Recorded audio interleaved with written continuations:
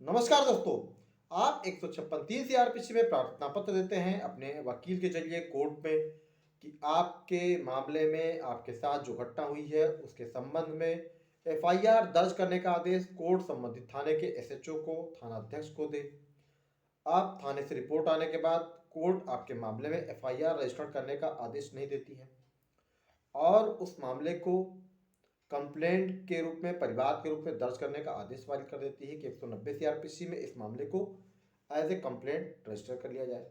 अब अगर मामला आपका कंप्लेंट के रूप में दर्ज हुआ तो अगली प्रोसीडिंग 200 सीआरपीसी कंप्लेनेंट का स्टेटमेंट, 202 सीआरपीसी कंप्लेनेंट के जो विटनेसेस हैं उनका स्टेटमेंट रिकॉर्ड किया जाएगा। अगर कोर्ट को ये लगता है कि मामले में पर्याप्त आधार नहीं है तो 203 सीआरपीसी में परिवाद हो जाएगा खारिज। और अगर पर्याप्त आधार है कि मामले का कॉग्निजेंस लिया जाना चाहिए, प्रसंज्ञान लिया जाना चाहिए, तो उस सिचुएशन में 204 सीआरपीसी में कोर्ट आदेश जारी करेगा कि जो भी व्यक्ति विपक्षी गण है जो आरोपी बनाए गए हैं उनको जरिए समन तलब किया जाए, कोर्ट के समक्ष उपस्थित हों। लेकिन फ्रेंड्स, जिन गवाहों को आपने 202 सीआरपीसी में जिनका स्टेटमेंट रिकॉर्ड करवाया था कोर्ट के समक्ष, क्या उन्हीं गवाहों के आधार पर आपके मामले में आगे कार्रवाई होगी? मतलब 204 सीआरपीसी में समन तो जारी करने का कोर्ट ने आदेश कर दिया, लेकिन वास्तविक रूप में समन बनकर और कोर्ट उस पर मतलब जो भी प्रिसाइडिंग ऑफिसर उस पर दस्तखत कब करेगा, हस्ताक्षर कब करेगा? क्या जो गवाह आपके 202 सीआरपीसी में जिनका स्टेटमेंट रिकॉर्ड किया गया था उनके ही आधार पर, या अन्य गवाहों की सूची भी आपको देनी पड़ेगी? तो आज के इस वीडियो में इसी टॉपिक पर मैं आपको देने वाला हूं विस्तृत जानकारी। वीडियो को अंत तक देखिए बिना स्किप किए हुए।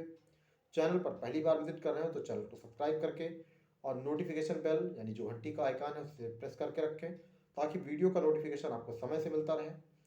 और वीडियो पर एक लाइक कर दें। इस चैनल पर आपको हर मंगलवार, हर बृहस्पतिवार, हर शनिवार शाम को 6 बजे लॉ से संबंधित जानकारी वाले वीडियो देखने को मिलते हैं। इसके साथ साथ हर संडे दिन में 12 बजे मैं लाइव आता हूँ आपके सवालों को जवाब देने के लिए। तो फ्रेंड्स, आगे बढ़ते हैं और आपको देता हूं मैं आगे की जानकारी।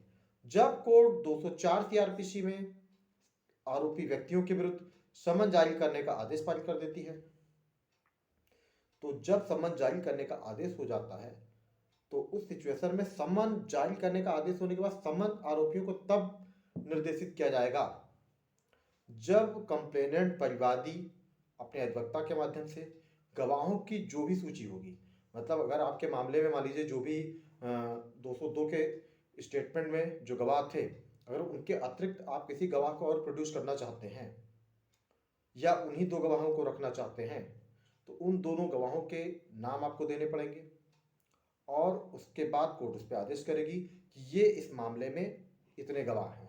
मतलब अगर वही दो हैं तो वो दो गवाह, अगर अन्य कोई आप ऐड करते हैं विटनेस, कोई गवाह और ऐड करते हैं, जोड़ते हैं, तो उनके नाम भी इंक्लूड कर लिए जाएंगे।